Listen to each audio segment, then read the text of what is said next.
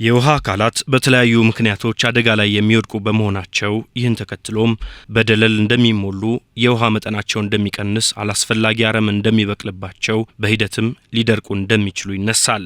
ለዚህም ታዲያ በውሃ አካላትና በየብስ መካከል ያለውን ርቀት ለመወሰን ብሎም በተወሰነው ርቀት መካከል ያለውን ድንበር በማስከበር የውሃ አካላትን ደህንነት ለማስጠበቅ የውሃ አካላትን ዳርቻዎች ወይም በፈር ዞንን ለማልማትና ለመንከባከብ የሚያስችል አዋጅን የውሃና ኢነርጂ ሚኒስቴር ለሕዝብ ተወካዮች ምክር ቤት በማቅረብ እንዲጸድቅ ለማድረግ ጥረት እያደረገ መሆኑን በ2018 የ6 ወራት በጀት አፈጻጸሙን ሲያቀርብ አስታውቋል።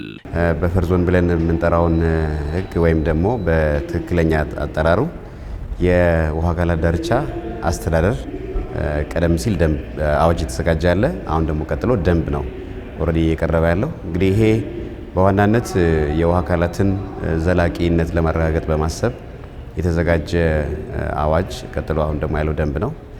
በዋናነት ይህን ስናስብ የውሃ አካሎቻችን አሁን ላለው ትውልድ ብቻ ሳይሆን ቀጣይ ላለውም ትውልድ ሁሉ የሚያገለግሉ ውድ ሀብቶች እና ውስን ሀብቶች በመሆናቸው ምክንያት የተለየ ጥበቃ ያስፈልጋቸዋል በሚል መንፈስ ነው የተዘጋጀው ማለት ነው። እንግዲህ በዋና ዋና የሚባሉትን አገሪቱ ላይ ያሉትን የውሃ አካላትን የሚሸፍኑ ናቸው የሚሆኑት።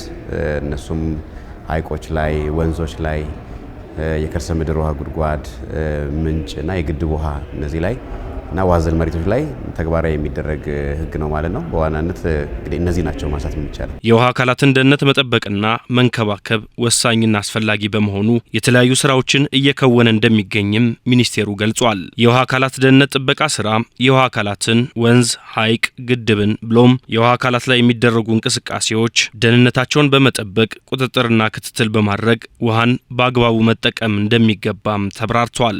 ይህ እንግዲህ በአገሪቱ ባሉ የውሃ አካላት ላይ ተግባራዊ የሚደረግ ነው። እንግዲህ እነዚህ የውሃ አካላት በተወሰነ መንገድ አገር ውስጥ የሚቀሩ ናቸው።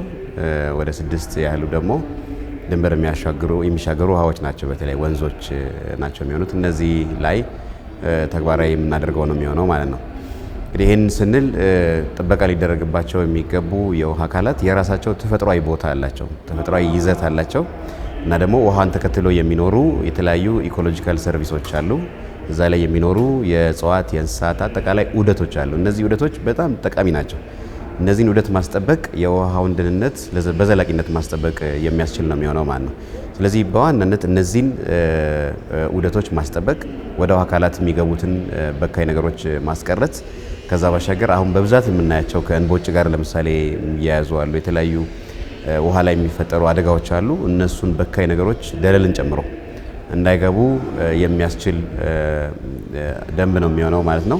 እንግዲህ ይሄ ደንብ ተግባራዊ ሲደረግ የሚያመጣቸው በጣም ትላልቅ ለውጦች አሉ። አንደኛው ከአካባቢው ከስነ ምህዳር በተለይ የውሃ ስነ ምህዳር ከዛ የምናገኛቸውን ዋና ዋና አገልግሎቶች ዘላቂ በሆነ መንገድ ማግኘት እንችላለን ብለን ነው የምናስበው። የውሃ አካላት ደህንነትን ከማስጠበቅና ከመቆጣጠር በተጨማሪ ከውሃ አካላት የሚቻለውን ያህል ማህበራዊና ኢኮኖሚያዊ ጥቅም ለማግኘት የልማት ስራዎች አብረው እንደሚሰሩም ተነግረዋል። ሀገራችን ያላትን የውሃ ሀብት በህግ ጭምር በማስጠበቅ ዘላቂ መሆኑን ያረጋገጠችበት፣ ከዛም ባሻገር እንግዲህ ከኢትዮጵያ የሚገኙ ውሃዎች ለጎረቤት ሀገራት ጭምር በእንደዚህ አይነት ጠንካራ የህግ ማዕቀፍ የተጠበቁና ዘላቂነታቸውን ለማረጋገጥ የሚሰራ ስራ መሆኑን ነው የሚያሳየው። እንግዲህ ጥበቃ ሲደረግ ማለት ዝም ብሎ ይዘጋ ይከለል ማለት አይደለም።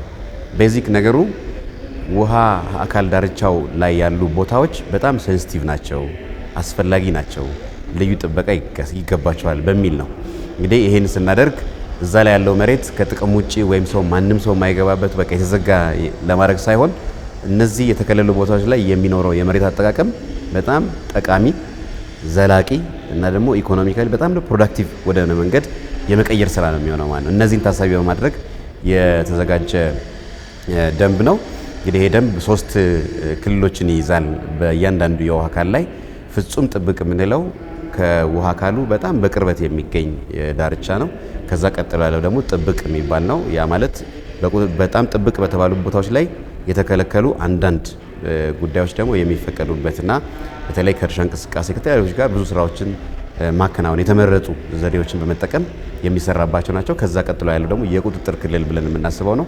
ያ ማለት እንግዲህ ውሃ ከአንድ ቦታ ብቻ አይደለም የሚመነጨው፣ ከተፋሰሱ ከአካባቢ ነው የሚመነጨው። እነዚህን ቦታዎች በጋራ ሆኖ የሚጠበቁበትን ስርዓት የሚያዘጋጅ ነው። በእነዚህ ደረጃዎች ጥበቃ ይደረጋል ብለን ነው የምንወስደው። የውሃ ሀብትን ማበልጸግ በአሳ ሀብት ልማት፣ በኢነርጂ ዘርፍ፣ ቱሪዝም፣ መስኖና ሌሎችም ስራዎች ዘርፈ ብዙ ጠቀሜታ እንደሚገኝም ተገልጿል።